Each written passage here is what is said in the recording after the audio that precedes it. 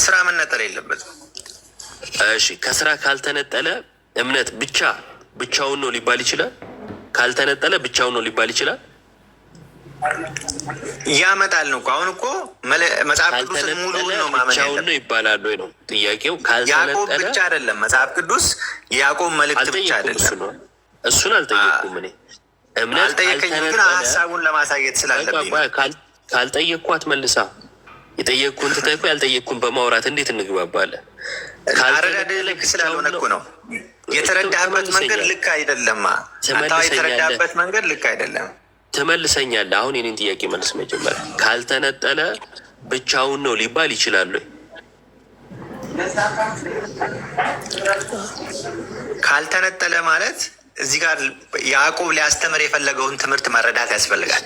ያዕቆብ ሊያስተምር የፈለገው ነገር እምነት ሁልጊዜ ስራ ያመጣል።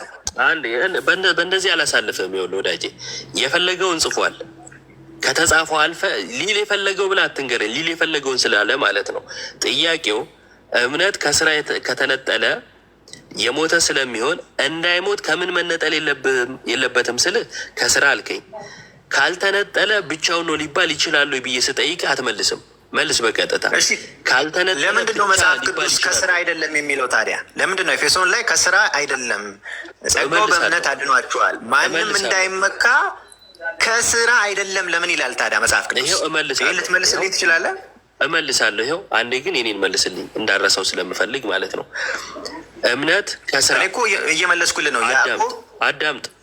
ካልተነጠለ እምነት ከስራ ካልተነጠለ ብቻውን ነው ሊባል ይችላሉ። እችን ከመለስክ ውይይቱ ስለሚያበቃ ነው። አንተ መሆን ብለህ የምትሽከረከረው እኔም ደግሞ ማላልፍ አካሄዱ ስለገባኝ ነው። ታች ያላችሁም በዚሁ መልኩ እንድትረዱ ትፈልጋለኝ እና አጉል እንዳይመስላችሁ ማለት ነው። ያዕቆብ ከጻፈው ዓላማ ይህን ጥያቄ ልመልስልህ የምችለው ያዕቆብ መልእክቱን ከጻፈበት ዓላማ አንጻር ነው። ያዕቆብ መልእክቱ ሙሉ መልስ ነው ልመልስልህ የምችለው። አንዴ ስማ። ካልተነጠለ ያልተነጠለ ነገር ብቻ ሊባል ይችላል ወይ ነው የኔ ጥያቄ። እምነት ስራን ያመጣል። ትክክል ነው። እምነት ከስራ በፍጹም መድኃኒዓለምን አላስኬድም። ካልተነጠለ ብቻውን ነው ሊባል ይችላል ወይ? መልስ። እምነት አሁን እኮ ይኸውልህ የእኔ ወንድም አንተ ልትለኝ የፈለግከው እምነትና ልል አልፈለግኩም። እስከ መጨረሻው መዳናችንን አናውቅም ነው። እስከ መጨረሻው ድረስ ሰው መጽደቁን ሊያውቅ አይችልም። ለምን? ስራ የሚቀጥል ስለሆነ ቀጣይነት። ናሆም እረፍ። ያልተባልከውን አታውራ። ጊዜ ስጠኛ እንዳስረዳ፣ እኔም እንዳብራራ ጊዜ ስጠኝ።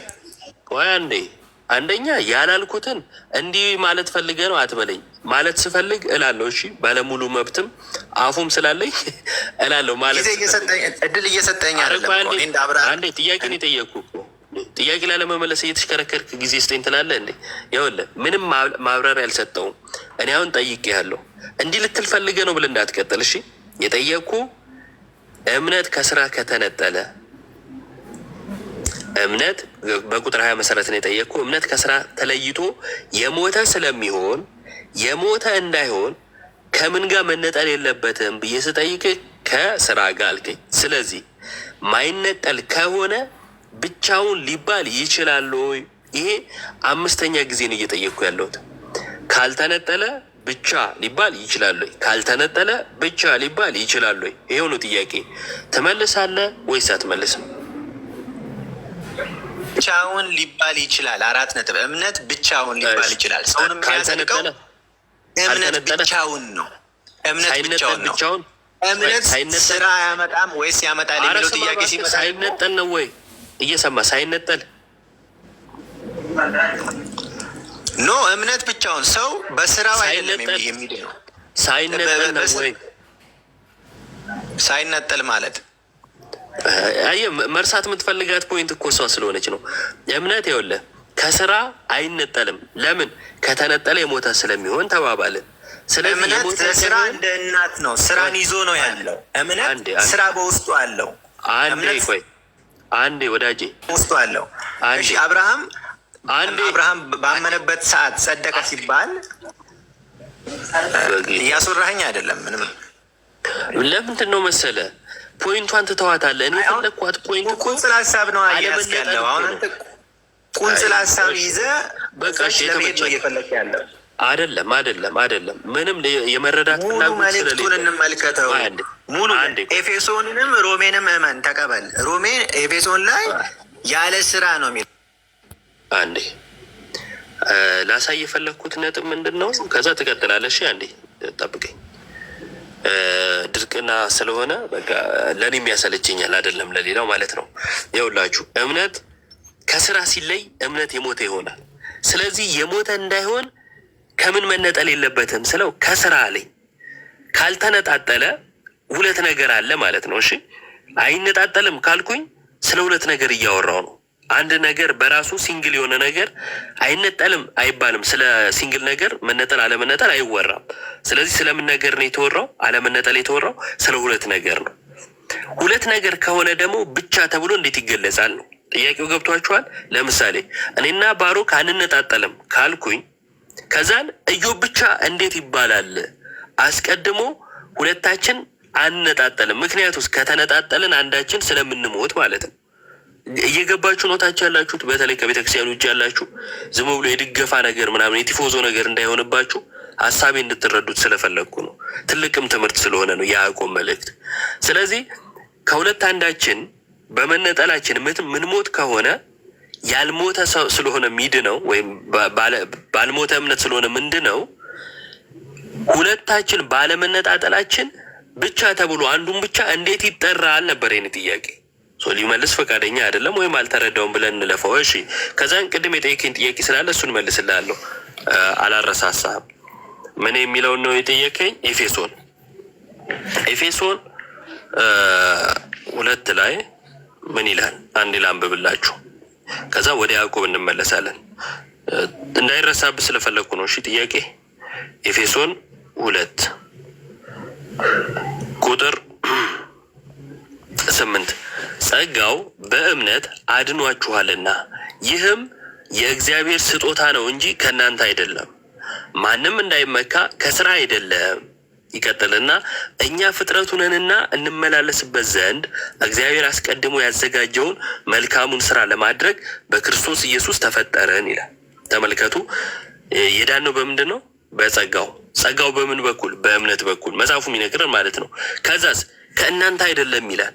ክርስቶስ መጥቶ ስለኛ እንዲሞት እኛ ያደረግነው ነገር የለም እያለን ነው። አሜን። እኛም የምናምነው እንደዛ ነው። በእኛ ስራ በእኛ ልፋት ክርስቶስ መጥቶ ሰው ሆኖ እንዲሞት አድርገነዋል ብለን አናምንም። በጸጋውን ሄዳን ነው። ስለዚህ ከእናንተ አይደለም አለ። ትክክል። ከስራ አይደለም። ትክክል።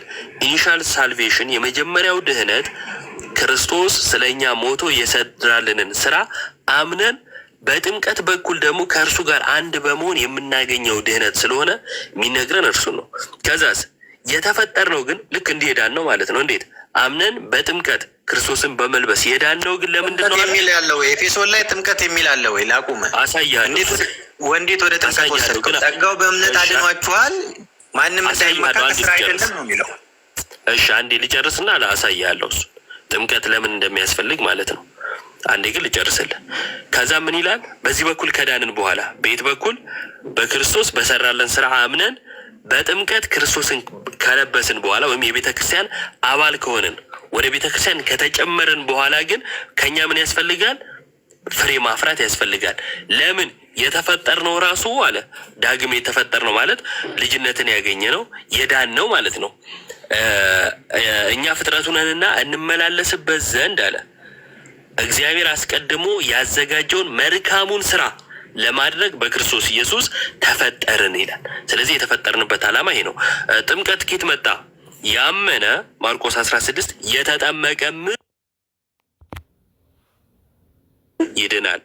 ሮሜ 6 ከክርስቶስ ከሞትና ከትንሣኤው ጋር አንድ እንሆን ዘንድ እንደተጠመቅን አታውቁምን? ገላትያ 3:26 ላይ የተጠመቅን ሁላችን ክርስቶስን ለብሰነዋል። ይኸው ጥምቀት ያስፈለገው በዚህ ምክንያት ነው። ተመለሰልህ ነው። በፍጹም የሚገናኝ ነገር አይደለም ያወራኸው። ምኑን ያልተገናኘው? ጸጋን ነው አሁን ወደ ጥምቀት ልትወስድ የፈለግከው አንተ።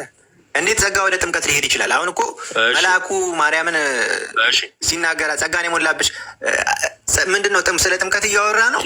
አይደለም። ጸጋ የእግዚአብሔር አቅም ነው። ከእግዚአብሔር ዘንድ የሚሰጥ ነፃ ስጦታ ነው። ነፃ ስጦታ በምን በኩል ትቀበለዋለህ? ለምሳሌ በእምነት በኩል የምትቀበለው ነፃ ስጦታ የሚያድን የሚለውጥ አዲስ ሰው የሚያደርግ የሚያምነው አማን ወንጌል የተሰበከለት ሰው ነው። የሚያምነው ወንጌል የተሰበከለት ሰው ነው። እሺ አንድ እየሰማኝ አንተ አምነህ ማለት ክፍተትን ልሸፍንልህ ማለት ነው። አንተ አምነህ ጸጋውን በእምነት በኩል መቀበል እምነቱን አንተ ማመን ጸጋውን አልተቀበልክም ያሰኛል።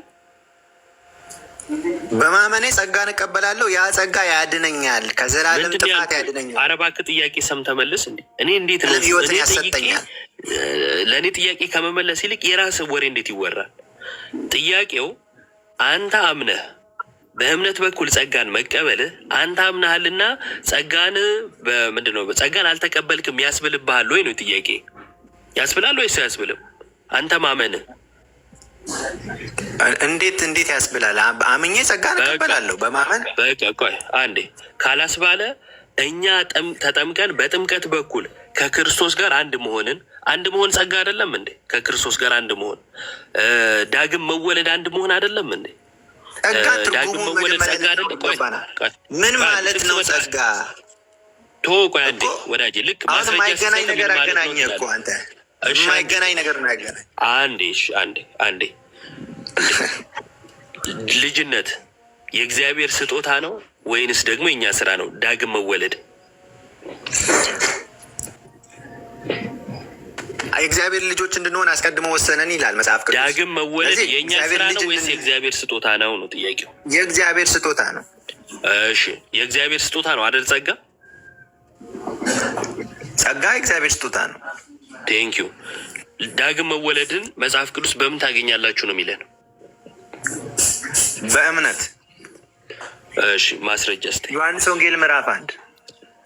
እሺ ዮሐንስ ወንጌል ምዕራፍ 1 ቁጥር ስንት? ከቁጥር 11 ጀምሮ ያለውንም ከቁጥር 11 ጀምሮ። እሺ የእርሱ ወደ ሆነው መጣ፣ የገዛ ወገኖቹ አልተቀበሉትም። ለተቀበሉት ግን በስሙ ለሚያምኑት ለእነርሱ የእግዚአብሔር ልጆች የሆኑ ዘንድ ስልጣን ሰጣቸው ይላል። ቀጥለው ዳግም መወለድ እንዲህ ነው ይላል። ቀጥለው እሺ እነርሱም ከእግዚአብሔር ተወለዱ እንጂ ከደም ወይም ከስጋ ፈቃድ ወይም ከወንድ ፈቃድ አልተወለዱም። ዳግም መወለድ እንዲህ ነው ይላል እኮ። ምን ስለ ዳግም መወለድ እያወራ እኮ ነው። ተወለዱ እንጂ እነርሱም ከእግዚአብሔር ተወለዱ እንጂ። እነማ? ያመኑ ክርስቶስን የተቀበሉ ከእግዚአብሔር ተወለዱ። ለተቀበሉት ግን በስሙ ለሚያምኑት ተቀብለው በስሙ ያመኑ ከእግዚአብሔር ተወልደዋል። እሺ ትክክል የሚለው ምንድን ነው? ከታች የተቀበሉትን ሲናገር እነርሱ ከእግዚአብሔር ተወለዱ የተባሉት እነርሱ የተባሉት አስቀድመው የተቀበሉት ናቸው። የተቀበሉት ግን ልጅ የመሆን ስልጣን ተሰጣቸው ይላል። ግን እንዴት ነው ልጅነትን የሚያገኙት? ቆይ በመወለዳቸው ምክንያት አምነው በመወለዳቸው ምክንያት 4 ነጥብ ሰው ጋር የተጻፈ ነው። ከጥቅሱ አንደኛ እንደዚህ አይነት አማርኛ እንዳትጠቀም፣ አትሽሽ ምናምን እንዳትጠቀም ማለት ነው። ከሆነ እኔም በዛው መልኩ ስለምቀጥል ራሴው እያሳየው ሸሻ አትሸሽ ምናምን አይነት ነገር ልንባባል ስለማይገባ ማለት ነው። አንደኛ የሚለው ምንድን ነው? ልጆች የሆኑ ዘንድ ስልጣን ተሰጣቸው ነው። ልጅነትን ግን እነሱ እንዴት ያገኙታል ነው። እንዴት የሚለውን መጽሐፍ ቅዱስ ማብራሪያ አለው።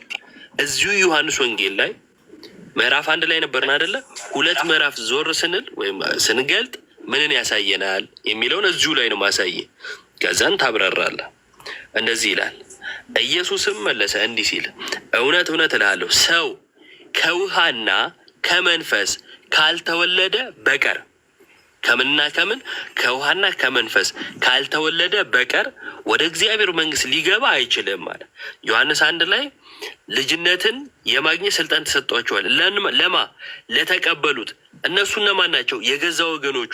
አየህ ከላይ ጀምሮ ወደ ገዛ ወገኖቹ መጣ። የገዛ ወገኖቹ ግን ምን አላሉም? አልተቀበሉትም። ለተቀበሉት ግን አለ። አየህ ክርስቶስን ስለመቀበል ነገረ። ለተቀበሉት ግን ልጆች የሆኑ ዘንድ ስልጣን ተሰጥቷቸዋል። የተሰጣቸው ነገር በስሙ ለሚያምኑ ትክክል። እነርሱም ከእግዚአብሔር ተወለዱ። ስለዚህ በእምነት ነው መወለድ ማለት ነው። ይህን ማመን አይ አይደለም። ስለ መወለድማ እዚህ ጋር ተናግሯል። በእምነት ነው የሚለውን እየተቃወምኩ ግን አይደለም። ቆይ አንዴ ተረዳኝ። በእምነት መወለድ የለም እያልኩ አይደለም። እምነት ብቻ ብለህ ግን ጥምቀትን የምታወጣ ከሆነ ይህን ክፍል ማብራራት አለብህ እያልኩ ነው። እሺ እምነት የለበትም የሚል ነገር እንዳትወስድ። እዚህ ክፍል ላይ ምን ይላል? ሰው አለ ከውሃና ከመንፈስ ካልተወለደ በቀር። አየህ፣ ለመወለድ ምንና ምን ያስፈልገዋል? ሰው፣ ውሃና መንፈስ። ታምናለህ እንደዚህ? ውሃ ምንድን ነው? ይኸው ውሃ ይላል መጽሐፉ። ውሃ ጥምቀት ነው ልትለኝ ነው? ሌላ ነገር አለው? ምን ማስረጃ አለ ውሃ ጥምቀት ለመሆኑ? ውሃ ማለቱ ነው። በሌላ ስፍራ ላይ ጥምቀት ለመወለድ እንደማያስፈልግ የተጻፈበት አለ። እኔ ውሃ የእግዚአብሔር ቃል እንደሆነ ነው ማምነው። ውሃ የእግዚአብሔር ቃል ዮሐንስ ቆይ አንዴ ተመልከት። ውሃ የሚለው የእግዚአብሔር ቃል ነው አልክ። መጽሐፉ ግን ምንድን ነው የሚለው? ውሃ የሚለው የዮሐንስ ወንጌል የእግዚአብሔር ቃል ማለቱ ነው የሚለው ማብራሪያ ከየት ነው ያመጣው? የዮሐንስ ወንጌልን የጠየቁ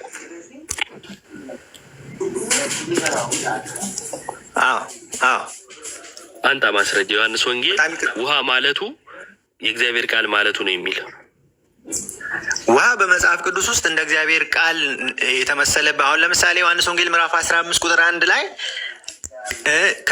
ከሰማችሁት ቃል የተነሳ ንጹሐን ናችሁ ይላል። ከሰማችሁት ቃል የተነሳ ንጹሐን ናችሁ። አሁን እባክህ የዮሐንስ ወንጌል እዛ ጋር የሚያወራው ስለ ሌላ ነው፣ ስለ ውሃ አይደለም። እዛ ጋር የተብራራው ሌላ ጥቅስ ልስጥህ። አትስጠኝ። አንዴ ማለት እዚህ ምዛም መሮጥ እንደሆነ ራሱ አሁን የጠቀስከው ራሱ ማሳያ ነው። ዮሐንስ ወንጌል 15 የሚያወራው ፍሬ ስለማፍራት ነው። ከግንዱ የተነሳ ፍሬ ታፈራላችሁ፣ ስለሰማችሁ ቃል አሁን ንጹሐን ናችሁ እያለን የሚቀጥለው ቁጥር 1 ሳይሆን ቁጥር 3 የጠቀስከው አሁን። ለማንኛውም ግን እኔ የጠየቅኩ ዮሐንስ ወንጌል ምዕራፍ 3 ውሃ ያለው ውሃ ማለቱ የእግዚአብሔር ቃል ማለቱ የሚለውን ማብራሪያ ከየት አመጣህ ነው።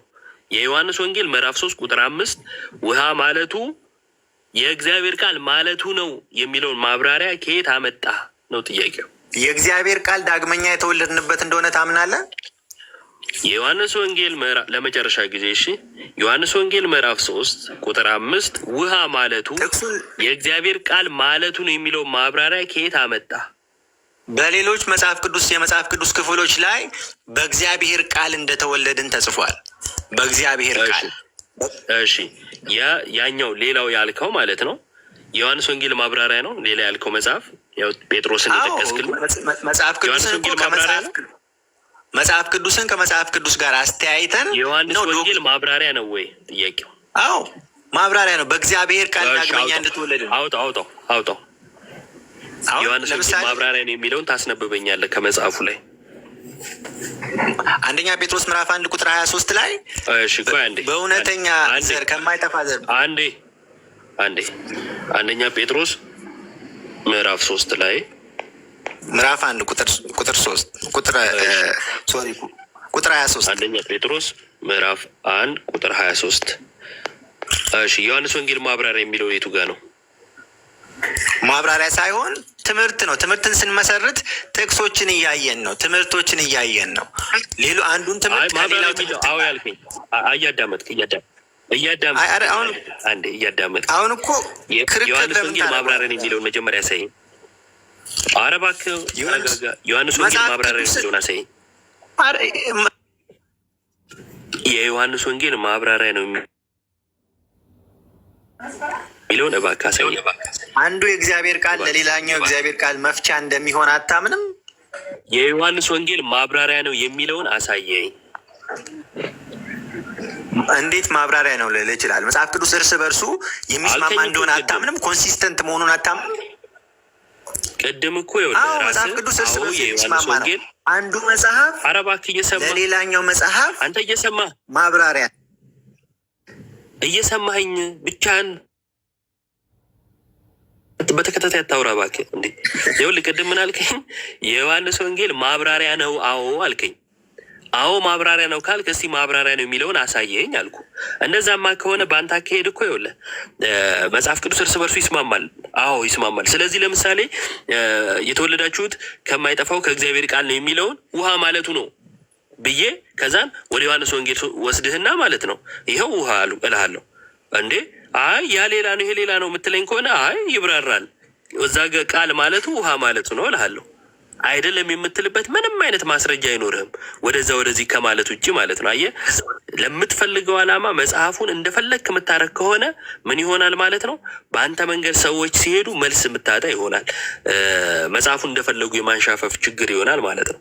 ስለዚህ እኔ የጠየቅኩ ዮሐንስ ወንጌል ምዕራፍ 3 ላይ ውሃ የሚለው አይ የእግዚአብሔር ቃል ነው አልክ። ማስረጃ አለ ወይ? የዮሐንስ ወንጌል 3 የተብራራበት ስል ይኸው የዮሐንስ ወንጌል ማብራሪያ ነው አልክ። ይሄኛው ራሱን የቻለ የጴጥሮስ መልእክት ነው። የራሱ አውድና የራሱ ትርጉም ያለው ማለት ነው። የዮሐንስ ወንጌልም ራሱን የቻለ መጽሐፍ ነው። እንግዲህ የመጽሐፍ ቅዱስን ታሪክ የምታውቅ ከሆነ ማለት ነው። አሁን ማስረጃ ልታመጣልኝ ቢሆን ደስ የሚለኝ ምንድን ነው? ከዮሐንስ እግር ስር ቁጭ ብለው የተማሩ ለሐዋርያቱ ቅርብ የነበሩ ዮሐንስ ወንጌል ምዕራፍ 3ን ከውሃ ውጪ ማለት ከጥምቀት ውጪ የእግዚአብሔር ቃል ነው ወዘተ ብለው የፈቱ የቤተ ክርስቲያን አባቶች ካሉ ብታሳየኝ እጅጉን መልካም ነበር። አሁን ግን በምትፈልገው ዓላማ ከዛም ከዚህም ጥቅስ አዋጥተህ እንደዚህ የምታመጣ ከሆነ ምን ይሆናል መሰለህ? እንድትረዳው ማለት ነው፣ ለክርክርም ሳይሆን ለምሳሌ ሙስሊሞቹ ወይም ኦል ጂሰሶች የመሳሰሉት ስላሴን የማይቀበሉ ሁሉ ማለት ነው ጥቅስ ያዋጡና ይኸው እንዲህ ማለቱ ነው። ለምሳሌ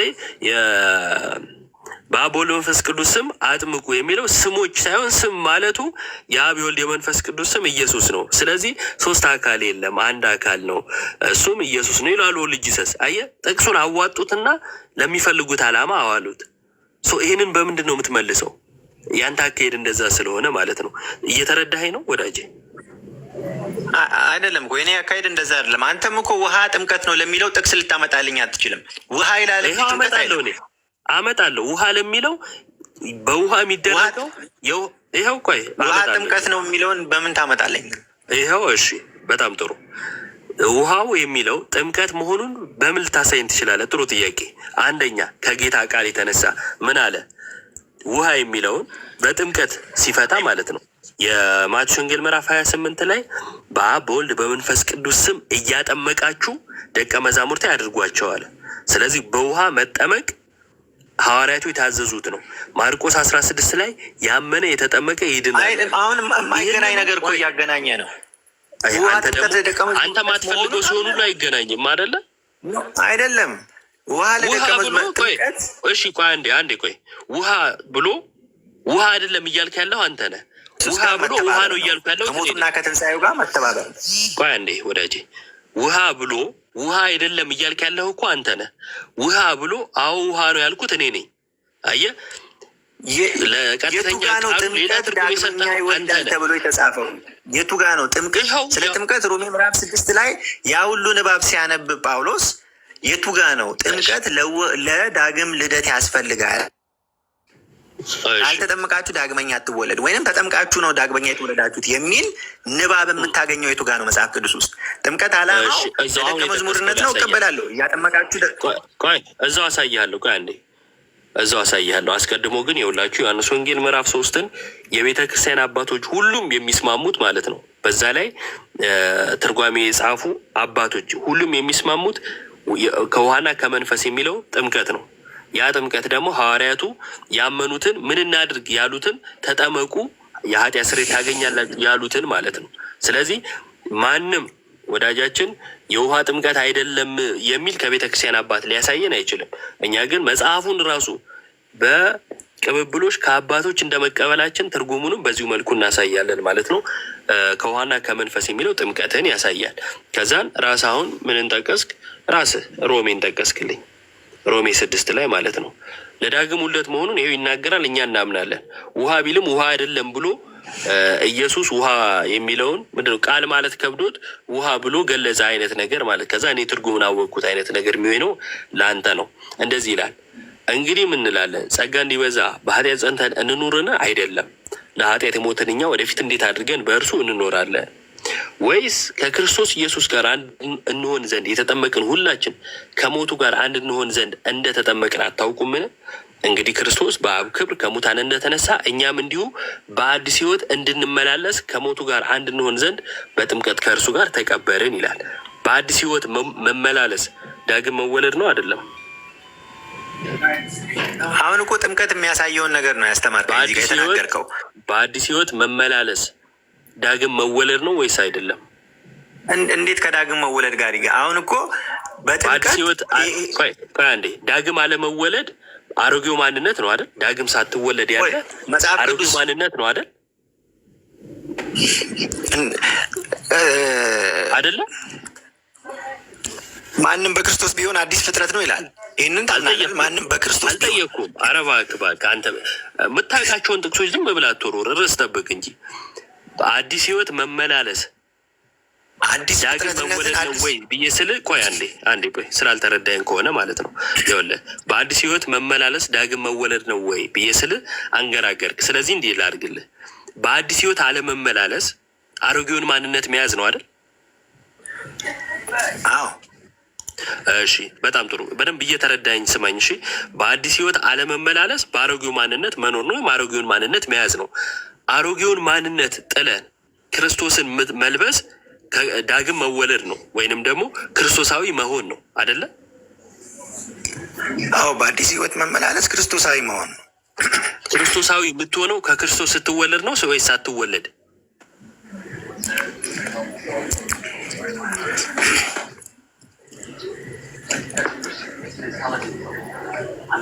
ሰምተኛል? አሁን የተናገርከውን አልሰማሁም። ድምጽ ተቆራርጠዋል። እሺ ምንድን ነው ያልኩ? በአዲስ ህይወት መመላለስ ዳግም ሳትወለድ ነው ወይስ ዳግም ተወልደ? ዳግም ተወልደ የሚመጣ ውጤት ነው አዲስ ህይወት መመላለስ። ጥምቀት ደግሞ ያንን የምታውጅበት ነው የምታውጅበት ነው። እሺ የምታውጅበትን ታሳየኛለህ። እሺ ዳግም ተወልደህ ነው በአዲስ ህይወት የምትመላለሰው። ዳግም በተወለድክና በአዲስ ህይወት በተመላለስክ መሀል የጊዜ ልዩነት አለ? አሁን እኮ ወደ ኋላ እያስታወሳቸው ነው። እነዚህ ሰዎች ረስተውት ነበር። አረባክ በላት እንዲ ምን አይነት ሰው ነው? በጌታ ስም ሮሜ ሙሉ የሆነ ቦታ ደርሰህ ትመለሳለህ ወደኋላ። አረባክ ተወሱን። መልእክቱን ነው የምናየው። ሙሉ መልእክቱን ነው ማየት ያለብን። ጥያቄውን መልስ ስናይ እናንተ የተጠመቃችሁት ለዚህ እንደሆነ ምክንያቱ ለመጨረሻ ጊዜ ወዳጅ የሆነ ፖይንት ጋር ስትደርስ መልሰ እስካሁን እኮ ሙሉን አላልከኝም፣ እየመለስክ ነበር። ልክ ዋናዋ ነጥብ ጋር ስትደርስ ግን ወደኋላ ትመለሳል። እና እውነት ለመናገር አካሄድ በጣም ነው እንትን የሚለው ይሄ ለእግዚአብሔር ቃል አለመታመን ይጎ ያለበት አካሄድ አትሄድ። ለእግዚአብሔር ቃል ታመን። ዳግም በመወለድ እና በአዲስ ህይወት በመመላለስ መካከል የጊዜ ልዩነት አለ ወይስ የለም? ትመልሳለህ? ፋክት ስብ ያለው መግባት ከቻልክ ይሄው ዮሐንስ 3 ላይ መወያየት እንችላለን። ናሁም ማይክን አብራ።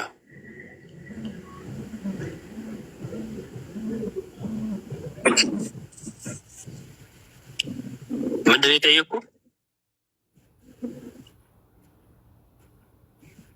ምንድን ነው የጠየቁ? ምንድን ነው የጠየቁ?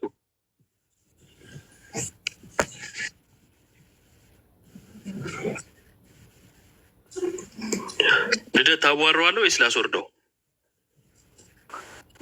ወይ ባሩኪ ካዋላችሁት እኔ በቃ እየተቆራረጠብኝ ስለነበረ ነው። ኧረ አስወጣው ዮባ። ምንም ምን አይነት ሰው ነው? በጌታ ስም ዞሮ ሲመጣ የራሱን ነው ውስጣቸው ላለው ነገር ነው የሚያወሩት። አሸኘሁት ሊመልስ የነበረው ታዲያ ምኑ ነበረ? የሚገርምን እሱ እኮ ነው ጌታ። ሌላ ሰው ካላስገባ ከሌለ ማጠቃለያ ሰጠ ትችላለን። ምን ሰምቶ ሊመልስ ነበረ? ግራ ገባኝ። ያለው እንትኑ ያው ድርቅናው አካሄዱ ስለገባ አብሬ ተጫዋጫኩና እኔ ራሱ አደከመ። ማርያምን አካሄዱ ምንድን ነው? የሆነ ነጥብ ታነሳለህ፣ ከዛን ግን ሌሎች ነገሮች ሌሎች ጥቅሶችን በመወርወር ዋናውን ነጥብ መሸሽ ነው። ምንድን ነው አስቀድሞ ዮሐንስ ወንጌል ምዕራፍ 3 ላይ ሰው ዳግመኛ ከውሃና ከመንፈስ ካልተወለደ በቀር አለ ወደ እግዚአብሔር መንግስት ሊገባ አይችልም አለ። ስለዚህ ወደ እግዚአብሔር መንግስት ለመግባት ዳግም መወለድ ያስፈልጋል። ከምንና ከምን? ከውሃና ከመንፈስ። ውሃ ያለው አይ ውሃ አይደለም የእግዚአብሔር ቃል ነው። ማን ያለው? ማነው እንደዛ ያለ? አይ ከማይጠፋ ዘር ተወልዳችኋል ይላል እኮ አለ። ከማይጠፋ ዘር ተወልዳችኋል የሚለው የጴጥሮስ መልእክት ራሱን የቻለ መጽሐፍ ነው እንጂ ዮሐንስ ወንጌል ማብራሪያ አይደለም። ውሃ ማለቱ ቃሉ ማለቱ ነው የሚል ትርጉም እኮ አይደለም የሚሰጠው። የተወለድንበትን ዘሩን ነው የሚነግረን። አዎ ከማይጠፋ ዘር ነው፣ ከእግዚአብሔር ነው የተወለድ ነው። እሱ ነው የሚነግረን፣ መወለጃውን አይደለም። መወለጃው ዮሐንስ 3 ላይ ነው ያለው። አንድምታችን እንደውም ምን ይላል? አስቀድሞ 3 ላይ ሰው ዳግመኛ ካልተወለደ የእግዚአብሔርን መንግስት ሊያይ አይችልም ብሎት ነበረ እና ከዛን ወደ እናቱ ማህፀን ዳግም ገብቶ ምናምን የሚል መረዳት ያዘ ኒቆዲሞስ። ከዛስ አስቀድሞ መወለጃውን አልነገረውም እና መወለጃውን ምን ብሎ ቀጠለ? ዮሐንስ ቁጥር 5 ላይ 3:5 ላይ ማለት ነው። ሰው ዳግመኛ ቁጥር 3 ላይ ያላለውን ጨመረለት። ምን አለ? ከውሃና ከመንፈስ ካልተወለደ በቀር ብሎ መወለጃውን ነገረው ይላል። መወለጃው ምንድን ነው? ከውሃና ከመንፈስ። ታዲያ ምዕራፍ 1 ላይ ምንድን ነው የሚለው? ወደ ገዛ ወገኖቹ መጣ፣ የገዛ ወገኖቹ ግን አልተቀበሉትም አለና ለተቀበሉት ግን አለ። ምንድን ነው መቀበል? መቀበል ራሱ ምንድን ነው? አንድ መሆን ሳይሆን ማመን ብቻ ነው አይደለም። ስትቀበል አንድ መሆንን ከክርስቶስ ከሞትና ከትንሣኤው ጋር አንድ መሆንን አብረህ ነው የምትቀበለው። ክርስቶስን መልበስ አብረህ ነው የምትቀበለው። ስለዚህ ምን አለን? በጠቅላላው ለተቀበሉት በስሙ ለሚያምኑት ተነፍገው የነበረውን ልጅነትን ሰጥቷቸዋል። ስለዚህ ልጅ የመሆንን ስልጣን ሰጣቸው ብሎ ተናገረ ማለት ነው። ከዮሐንስ 3 ጋር ይጋጫል? አይጋጭም። ዮሐንስ 3ን ትቶ 1 ላይ ከዛ ደግሞ 15 ላይ የሚያዘልል ምንም ነገር የለም ማለት ነው። በተረጋጋ መንፈስ የእግዚአብሔርን ሀሳብ መረዳት ቢቻል ጥሩ ነው። ከዛ ቅድም የነበረውን ላስታውሳችሁ ብዬ ነው ስለ አብርሃም መጽደቅ እምነት ብቻ የሚለውን ለማሳየት ነው። ባይዘው የዚህ የደረስ ነው። አብርሃም በእምነት ጸደቀ ይላል። በእምነት ጸደቀ ማለቱ በእምነት ብቻ ማለቱ ነው አለ። ሮሜ 4ን ጠቅሶ ማለቱ አይደለም ከስራ አይደለም አብርሃም የጸደቀው ብሎናል። ሮሜ 4 ምን ማለቱ ነው? ከመገረዝ አይደለም፣ የኦሪት ሕግ ከመጠበቁ አይደለም እያለን ነው። አይደለም። ምክንያቱም በብሉይ ኪዳን ስራ የነበረው ምንድን ነው? ግርዘት፣ የሙሴን ሕግ መጠበቅ ነበረ። ይህንን በመጠበቅ እንድናለን ብለው ስለሚያምኑ ጭምር ነበረ በሐዲስ ኪዳን በሐዋርያት ስራ ላይ በስፋት እንደተነገረው እነዚህ አህዛቦች ሲመለሱ አይሁዳውያኑ ጥያቄ ይፈጥርባቸው የነበረው ማለት ነው። ጥያቄ ይፈጥርባቸው የነበረው ከዚህ የተነሳ ነው፣ ጴጥሮስንም ጨምሮ ማለት ነው። ስለዚህ ምን እያልን ነው? አብርሃም ልጁን ይስሐቅን በመሰዊያው ባቀረበ ጊዜ በስራ የጸደቀ አልነበረምን የሚለው ያዕቆብ መልእክት የታመነ ነው። ስለዚህ አብርሃም እንዴት ጸደቀ? ልጁን ይስሐቅን በመሰዊያው ባቀረበ ጊዜ አምኖ ነው ሳያምን? አምኖ ሁለቱን አብሮ ያደርግ ነበረ ነው የሚለው መጽሐፍ። አያችሁ፣ ቅድም ያልመለስኩለት ወይንም ደግሞ የራሴን ያላብራራሁት ማለት ነው። ጠይቁኝ አይደለም ግን የእኛን እምነት ያላብራራሁት እሱ ነበረ። እሱን ብቻ ላንብብላችሁ። ያዕቆብ 2 ላይ እንደዚህ ይላል። ግልጹ ማብራሪያ እዛው ጋር ስለተቀመጠ ማለት ነው። ከቁጥር 21 ጀምሮ አባታችን አብርሃም ልጁን ይስሐቅን በመሰዊያው ባቀረበ ጊዜ በስራ የጸደቀ አልነበረምን ይላል። መልስ ያለው ነው። ጸድቋል ማለት ነው። እምነትን ከስራ ጋር ተመልከቱ አብሮ ያደርግ እንደነበረ። ስለዚህ እምነት ከምን ጋር አብሮ ይደረጋል? ከስራ ጋር። እምነትን ከስራ ጋር አብሮ ያደርጋል። በስራም እምነት እንደተፈጸመ፣ እምነት ራሱ የተፈጸመው በምንድን ነው? በስራ። እምነትን በስራ እንደተፈጸመ ትመለከታለህን? መጽሐፍም አለ አብርሃም እግዚአብሔርን አመነ ጽድቅም ሆኖ ተቆጠረለት ያለው ተፈጸመ፣ የእግዚአብሔር ወዳጅ ተባለ። ሰው በእምነት ብቻ ሳይሆን በስራ እንዲጸድቅ ታያላችሁ። ሌላ ምሳሌ ይጨምራል። ጋለሞታይቱ ረአብ ደግሞ መልእክተኞችን ተቀብላ በሌላ መንገድ በሰደደቻቸው ጊዜ በስራ አልጸደቀችምን? ጸድቃለች። ከዛስ ከነፍስ የተለየ ስጋ የሞተ እንደሆነ እንዲሁ ደግሞ ከስራ የተለየ እምነት ደግሞ የሞተ ነው ይላል። አሁን ቅድም ጠይቄው ያልመለሰልኝን ነገር ላስታውሳችሁና እምነት ብቻ የሚያበቃበትን ነገር አንዱ ማሳያ እንደሚሆን እንትን ብለን እናበቃለን። የሚገባ ሰው ካለ አስገባለሁ። እሺ አስገብቻለሁ። ስቤ ያለው ተቀበል። ምን አልን? እምነት ከስራ ከተነጠለ የሞተ ነው። እምነታችን የሞተ እንዳይሆን ከምን መነጠል የለበትም? ከስራ። እሺ ካልተነጠለ ሁለት ነገር ነው ማለት ነው አይደል? አለመነጠል አብሮ ምናምን የሚነገሩት ነገሮች ለሁለት አካላት እንጂ ወይም ለሁለት ነገሮች እንጂ ለአንድ ነጠላ ነገር አይደለም።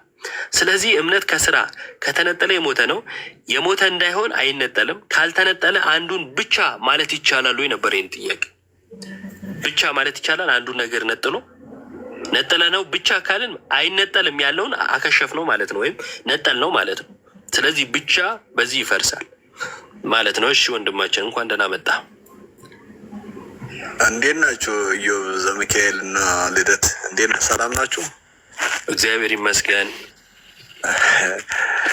ልቦና ሰፊ ነው። ያ ልጅ እኮ እኔ በእርግጥ ኦርቶዶክስ ነኝ። ያው ብዙ ላታውቀኝ ትችላለህ። አይ ቅድም ዲያቆን ዘማርያም ያው የስራ ባልደረባይም ነው እና በደንብ በቅርብ እንተዋወቃለን። እየሰማኋችሁ ነበር ለረጅም ሰዓት። ዛሬ ትንሽ እረፍት ስለነበርኩ ይሄ ናሆም ያለው ልጅ ማታ የሆነ ቦታ ተገናኝተን ነበርና በነገራችን ላይ እንትን አትበሉ ማለት አሁን አንዳንድ ጊዜ እንዴት መሰል አሁን እሱ የሚረዳው የመጽሐፍ ቅዱስን ቅድም የመጀመሪያውን ጀምራችሁ እምነት ያለ ስራ እምነት ብቻ የሚለውን ነገር እነሱ ያሳዝናል እኮ አንዳንዴ። አሁን እምነት ያለ ስራ እዛው ላይ የነገረው አብርሃም እንዴት እንደጸደቀ ሁለቴ ነው ወይ የጸደቀው አንዴ ነው ወይ የጸደቀው የሚለውን ስትነግረው አይቀበልም ልጁ በታምር። እኔ ስለማውቀው ነው ከስር እየጻፍኩ ሁሉ ነበረ ጊዜን አትፍጅ እያልኩ ነበር። እና ልጁ በተአምር ይሄ ናሆም የተባለው ማታ የሆነ ቦታ አግኝቸው የተወሰነ እንትን ብዬው ነበር እና ብዙ ጊዜ ይጽፋል አየዋለሁ። ከዛ ያስኩትና ትናንትና ፈጽሞ መጽሐፍ ቅዱስ ቤዝመንትን ሊረዳ የሚፈልግ ሰው አይደለም እና በጣም ጠማም ያለ የኤልፈዲስ እና የማርቲን ሉተር መርፌ የተወጋ ስለሆነ እንደዚህ አይነት ነገር ላይ ብዙ ጊዜ መፍጀቱ አያስፈልግም። መጽሐፍ ቅዱስ ለመማማር የመጣ ሰው ተረድቶ አስረድቶ ቤዝመንቱን በደንብ ያውቃልና ከጥቅስ ከመናገር ውጭ ያንን የመጽሐፍ ቅዱስ አስተምሮ በተአምር እንደዚህ ነው ብትለው አሁን ጥምቀትን እንኳን ኢየሱስ ክርስቶስ የሰው ልጆችን ሲያጠምቅ ራሱ ሲጠመቅ እንኳን በምን እንደተጠመቀ ፈቃደኛ አይደለም። ለምን እንደሆነ ታውቃለህ? ስለማይቀበሉት እኮ ነው። አሁን ውሃ እንግዲህ የእግዚአብሔር መንፈስ እንኳን በውሃ ላይ ያረፈ ይላል። አሁን ይሄን ራሱ መነሻው ምንድን ነው? ይሄንን አሁን እኛ ኦርቶዶክሳውያን ጥምቀትን እንዴት አድርገን ያመነ የተጠመቀ ይድናል፣ ያላመነ ይፈረድበታል፣ የሰው ልጅ ከውሃና ከመንፈስ ካልተወለደ የሚለውን እግዚአብሔር ውሃን የተጠቀመበትን መንገድ ፈጽሞ ማወቅ አይፈልጉም። መቀበልም ማመንማ ከባድ ነው። ማወቅ ራሱ አይፈልጉም። ጥመቱ ከዛ ስለሚጀምር ብዬ ነው። ስለዚህ አሁን አንተ ስለ ጥምቀት ብታስረዳው እሱ አይቀበልም። ሚሊዮን ጥቅስ ከመጽሐፍ ቅዱስ ብታመጣለት አይቀበልም። ዩባ ጨርሳችኋል ወይስ ሌላ የገባ ሰው አለ? እስቲ ምናልባት ፍሬ አለ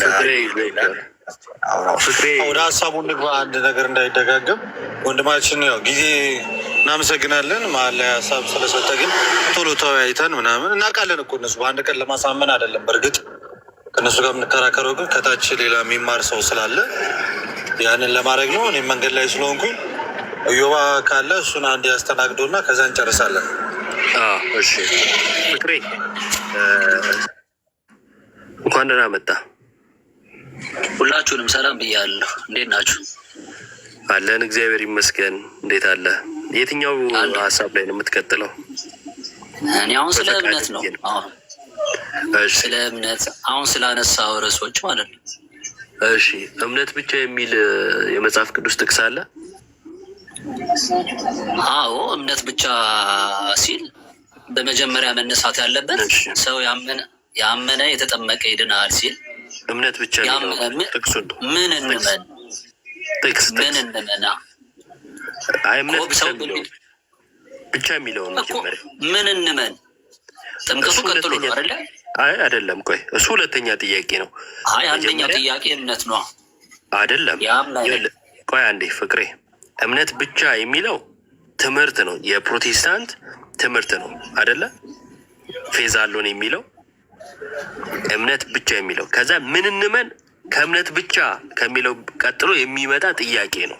እንዴት ይሆናል? ምን እንመን የሚለው ማለት ነው። ቆይ አይደለም፣ መጀመሪያ ግን እምነት ብቻ የሚለው የትኛው የመጽሐፍ ቅዱስ ጥቅስ ላይ እንዳለ ንገረኝ እኮ። እምነት ብቻም ቢሆን እምነት ምን እንመን እሱ ነው። እሱን ካወቅን በኋላ ወደ ጥምቀቱ እንሄዳለን። አይ አይደለም፣ ጥምቀት አይደለም የጠየቅኩህ፣ እምነት ብቻ የሚለውን የጠየቅኩህ ነው እኮ። ምን እንመን እምነት ብቻ ማለት እኮ ያመንነውን ማወቅ አለብና አይደለም ብቻ።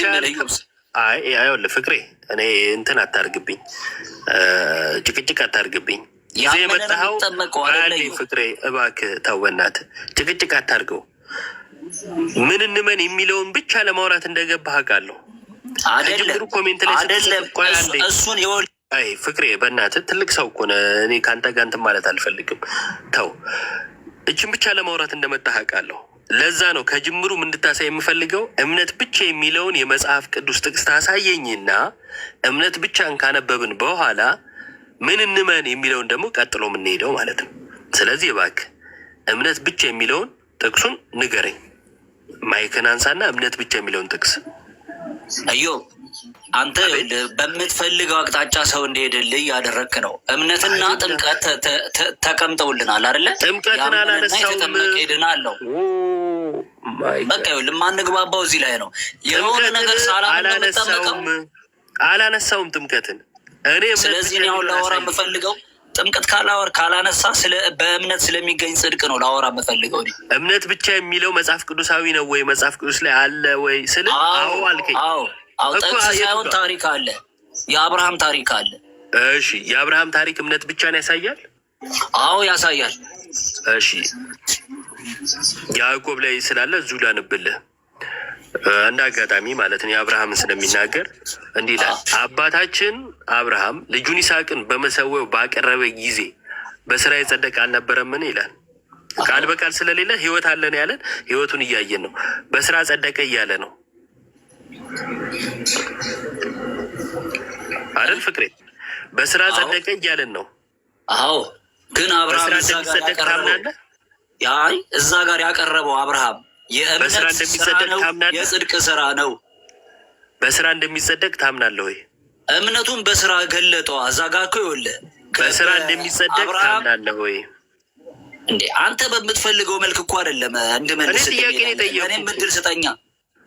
እኔ እኮ ጥያቄ ነው የጠየኩህ። መልሱን መች ተናገርኩ? እኔ በስራው አይደለም የጸደቀው፣ የእምነቱ ውጤት ነው እዛ ጋር የታየው። እሺ በስራ አይደለም የጸደቀው። እሺ አንዴ ለብዙሃኑ ሰዎች እንትን ልበል ላሳይ እኔ። እሺ ተመልከቱ፣ እዚህ ጋር ምን ይላል? እምነት ነው ላይ እንደዚህ ይላል፣ አባታችን አብርሃም ልጁን ይስሐቅን በመሰዊያው ባቀረበ ጊዜ በስራ የጸደቀ አልነበረምን? እሱ ግን ምን አለ? በስራ አልጸደቀም። መጽሐፉስ በስራ ጸድቋል። ከዛስ እኮ ተረዶ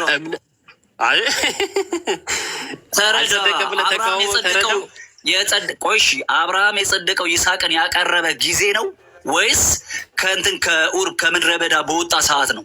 አንተ እነኝን ሁለቱን ለይልኝ። ሁለቱን ይስሐቅን መሰዊያ ላይ ባደረገ ጊዜ ነው ጻድቅ የተባለው? አላስቀመጠም። ኧረ ያስቀምጣል። እኔ ደግሞ ይህንን ላሳይ፣ እኔ ደግሞ አውጣው። እሺ ይህንን ላሳይ። እሺ እዛው ላይ ማለት ነው ሮሜ 4 ላይ እንደዚህ ይላል። ሮሜ 4 ቁጥር 1 ጀምሮ እንግዲህ በስጋ አባታችን የሆነ አብርሃም ምን አገኘ እንላለን? አብርሃም በስራ ጸድቆ ቢሆን የሚመካበት አለውና፣ ነገር ግን በእግዚአብሔር ዘንድ አይደለም። መጽሐፍስ ምን አለ? አብርሃም እግዚአብሔርን አመነ ጽድቅም ሆኖ ተቆጠረለት ይልና ለሚሰራ ቆይ ስለ አብርሃም ልዘርዝርልህ። ይሄኛውን አስቀምጬ ማለት ነው። ይኸውልህ ለምን ታስቀምጣለህ? እንዴት ተቆጠረለት? ቁጥር 10 ላይ አንዴ እዛው ነው አይተም ባልኩም። ቁጥር 10 ላይ እንዴት ተቆጠረለት? ተገርዞ ሳለ ነው ወይስ ሳይገረዝ? ተገርዞስ አይደለም ሳይገረዝ ነበረ እንጂ። አብርሃም እኮ የመገረዝን ኪዳን እኮ የተቀበለው ገና ከምድረ በዳ ከማነው ከኡር ከአባቶቹ ጋር ከነሎጥ ጋር እያለ እኮ የወጣ ሰዓት ነው የመገረዝን ኪዳን የተቀበለው እንጂ እዚህ ጋር ይስሐቅን በመሰዊያ ላይ ያቀረበ ጊዜ አይደለም። ይስሐቅ በመሰዊያ ላይ ስለዚህ በግርዘት አይደለም ማለት ነው መጽደቁ አይደል? ኧረ እባክህ ይኸውልህ እዮብ አንተ የምትፈልግ ይኸውልህ ልክ ነህ እኮ አንተም አንድ ሳይድ ይዘህ አትሂድ። መጽሐፉ ምን ይላል የሚለውን ተገርዞ ሳለ ነው ጽድቅ ሆኖ የተቆጠረለት ሲለው ፍቅሬ አንደኛ ተረጋጋ። አብርሃም ሳይገረዝ ነው ጽድቅ ሆኖ የተቆጠረለት።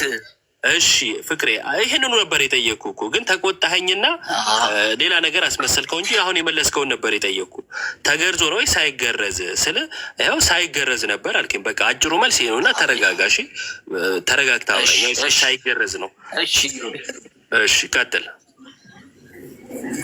ስለዚህ አብርሃም የመገረዝን ኪዳን የተቀበለው የቱ ጋር ነው ስንል ገና እዛ ጋር ነው። ገና ይስሐቅ ሳይወለድ እስማኤል ሳይወለድ ሳራ ሳትወልድ ነው። አሁን ደግሞ እያወራን ያለው መጽሐፍ ቅዱስ የቱ ጋር ነው? የመጨረሻው ሰዓት ላይ ይስሐቅን በመሰዊያ ላይ ያቀረበ ሰዓት ምንድን ነው? እምነቱን በስራ እየገለጠው ነው የሚሄደው። እምነትና ስራ አይነጣጠሉ። አንድ ሰው አመነ የሚባለው የተነገረውን ስለዚህ ስንት የጸደቀ አንዴ ነው የጸደቀው። ታዲያ ለምንድን ነው በስራ ጸደቀ የሚለው? አብርሃም ይኸውልህ አብርሃም ይስሐቅን በመሰዊያ ላይ ሳቀርብ የእምነቱን ስራ ነው እንጂ ያሳየው የጽድቅ ስራ አይደለም የሰራው። እሺ የእምነት ስራ ነው የጽድቅ ስራ የሰጠው በ70 ዓመቱ በመጨረሻው ሰዓት አልነበረ ፍቅሬ። እሺ የእምነት ስራና የጽድቅ ስራ የሚለያዩበትና አንድ የሚሆኑበት አጋጣሚ አለ። እንዴት? የእምነት ስራ ነው እንጂ የጽድቅ ስራ አይደለም አልከኝ። እሺ የእምነትና የጽድቅ ስራ ልዩነታቸውን በመጽሐፍ ቅዱስ በጥቅስ አሳየኝ። ይህንንም አሳያለሁ። የእንትናንን ማን ነው የአቤልና የቃየልን መስዋዕት ማንበብ ቆይ መስዋዕቱ ይቆየንና የእምነትና የጽድቅ ስራ ልዩነትን እኮ እነኝን ልዩነቶች ማቅረብ እንችላለን። ሁለቱም መስዋዕት እኮ አቅርበዋል። የእምነትና የጽድቅ ስራ ልዩነቱን የእምነት ስራ ይሄ ነው፣ የጽድቅ ስራ ይሄ ነው ያለበት ልዩነቱን እዚህ ጋር ማየት ትችላለህ። ሁለቱም መስዋዕት አቀረቡ። ፍቅሬ እንደዛ አይደለም እኮ ይኸውልህ፣ ለሰው ስታስረዳ አንተ የተረዳኸውን እሱን ተረዱኝ ሳይሆን ማስረጃ ነው። ምክንያቱም ይሄ ውይይት ነው። በማስረጃ የጽድቅ ስራ ይሄ ነው፣ የእምነት ስራ ይሄ ነው የሚለው አይደለም። አሁን እዚህ ጋር በቃ ካለ ጥቅሱን ትሰጠኛለህ። እኔም ማቀርብልህ ያው መጽሐፍ ቅዱስ እንዳለ ሮሜ 11 ላይ ስለ እምነት አባቶች ይናገራል። ሁሉም የእምነት ስራና የጽድቅ ስራ ልዩነትን ጥያቄ የእምነት ስራ ይሄ ነው። ይኸውልህ የእምነት ስራ ምንድን ነው ስትለኝ እግዚአብሔር የእምነት ስራና የጽድቅ ስራ ልዩነት ነው ጥያቄው። የጽድቅ ስራ ማለት ምን ማለት ነው? ልዩነት አለው አልከኝ አይደል? አትጠይቀኝ። ሰው ሰርቶ ሳይሆን የሚጸድቀው ዘግቶታል መጽሐፍ ቅዱስ። ሰው ሰርቶ ሳይሆን የሚጸድቀው በእምነት ነው። ጥቅስ ለምን የእምነት ስራና የጽድቅ ስራ ልዩነት? የጽድቅ ስራ ማለት በእግዚአብሔር ፊት የምታስቆጥረው የጽድቅ ስራ ማለት ነው። ፍቅሬ ወንድማችን ጥቅስ የለኝም እኔ። ጥቅስ የለህም? ቴንኪው። እሺ ጥቅስ ከሌለ አሁን ደግሞ እንመለስ። እምነትን ከስራ ጋር አብሮ ያደርግ ነበረ አለ። በስራም እምነት እንደተፈጸመ ትመለከታለህን አለ። ይሄ አብርሃም እምነትን ከስራ ጋር አብሮ ያደርግ ነበረ፣ በስራም እምነት ተፈጸመ። አስቀድሞ ግን ቁጥር 21 ላይ በስራ ጸድቋል ብሎናል። ይሄ በስራ መጽደቅ አባታችን አብርሃም ልጁን ይስሐቅን በመሰዊያው ባቀረበ ጊዜ በስራ የጸደቀ አልነበረምን ብሎ በስራ መጽደቁ ነገረን። ቁጥር 22 ላይ እምነትን ከስራ ጋር አብሮ ያደርግ እንደነበረ በስራም እምነት እንደተፈጸመም ነገረን። ስለዚህ እኔ ጥያቄ አብርሃም ስንት የጸደቀ? እዮ በእኔ ነኝ ጥያቄ ያለኝ። አሁን አንተ በስራ ጸደቀ ብለኸኛል። ጥያቄ ያለኝ እኔ ነኝ። የኔም ጥያቄ ነበረ። ጻድቅ ተብሎ ጻድቅ የተባለው ልጁን መሰዊያ ላይ ያቀረበ ሰዓት ነው ፍቅሬ? ወይ ሁለቴ ነው ወይ ስንቴ ነው የጸደቀ የሚለው መልስልኝ። አንዴ ከሆነ ለምንድን ነው እሱ? ተመልከት፣ አብርሃም አስቀድሞ ከግርዘቱን በፊት ጸድቋል ተብሏል ሮሜ 4 ላይ አይደለ? ሳይገረዝ ነው ማለት ነው። ልጁን ይስሐቅን የሰዋው ደግሞ በኋላ ነው። መሀል ላይ ሰፊ የጊዜ ልዩነት አለ። ለምንድን ነው ልጁን ይስሐቅን ባቀረበ ጊዜ ጸደቀ የተባለው ታዲያ? በሰው ፊት ነው። ይሄ በሰው ፊት አንጣ በሰው ፊት በሰው ዘንድ የሚታይ ስራ ወይም የእምነቱ ምላሽ በሰው ዘንድ የሚለውን አንጣ። ምላሽ የሆነ የቱ ጋር ነው ታዲያ የጸደቀው? አብርሃም እዚህ ጋር የጸደቀውን የምታሳየን ጥቅስ ላይ በሰው ዘንድ የሚለውን አንጣ። ከሁለቱ ጋር ይጋጨባል። በሰው ዘንድ የሚለውን አንጣ። ፍቅሬ አንተ አሁን ለመረዳት አይደለም የምትፈልገው፣ ለመከራከር ነው። የትኛው ይቀድማል? ከመገረዝ በፊትና ልጁን ይስሐቅ ባቀረበ ጊዜ የትኛው ይቀድማል? ፍቅሬ በሰው ዘንድ የሚለውን አንጣ። እንግዲህ እንደዚህ ብዬ ነው የምመርቀ እንደ እምነት አንተ በሰው ዘንድ የሚለውን ጥቅሱን አንጣ። ምረቃ ላይ ገባ ጥቅስ ሲጠፋ ግድ የለም። ይኸውልህ አብርሃም እዚህ ጋር አይደለም ጻድቅ የተባለው መጽሐፍ ጋር ትጋጫለህ። በሰው ዘንድ የሚለው ትጋጫለህ። አሁን ካነ ፍቅሬ ተው እንጂ ጥቅሱን ስጠኝ። መጽሐፍ ቅዱስ የምታውቅ ከሆነ እምነትህ በመጽሐፍ ላይ የተገነባ ከሆነ ጥቅስ አንጣ። የመሰለኝ ጥቅስ በማጋጨት እግዚአብሔርን መቼም አደርስበትም። እሺ ምንም አልልህም። እታች ሆነ ስማ።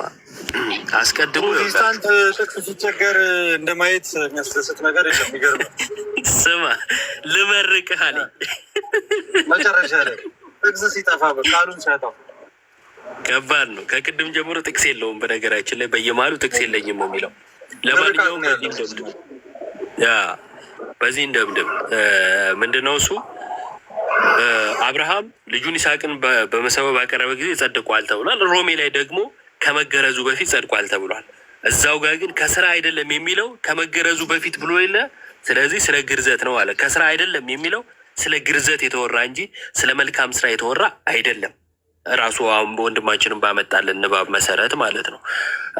ከዛን ግን ታዲያ እንዴት ነው አብርሃም በእምነት ጸደቀ ተባለ? እዚህ ጋር ልጁን ይስሐቅን በመሰዊያ ባቀረበ ጊዜ ጸደቀ ተባለ። አይጋጭም ወይ? አይጋጭም። ለምን? ራሱ መጽሐፉ ምን ብሎናል? እምነትን ከስራ ጋር አብሮ ያደርግ እንደነበረ። ስለዚህ የአብርሃም እምነት አስቀድሞ ከምን ጋር ያለ ነው? ከስራ ጋር ያለ ነው። በስራም እምነት እንደተፈጸመ እምነቱ ራሱ የሚፈጸመው በምንድን ነው? በስራ። በህይወቱ ሁሉ ይህን ሲመሰክር የኖረ ሰው ነው። በነገራችን ላይ አብርሃም ማለት ነው እንግዳ በመቀበል የሚታወቅ ደግ አባት ነው። ስለዚህ እምነቱ ራሱ ከስራ ጋር ያለ ነው። የሞተ እምነት አይደለም። እንደ ፕሮቴስታንቶች የሞተ እምነት የለውም።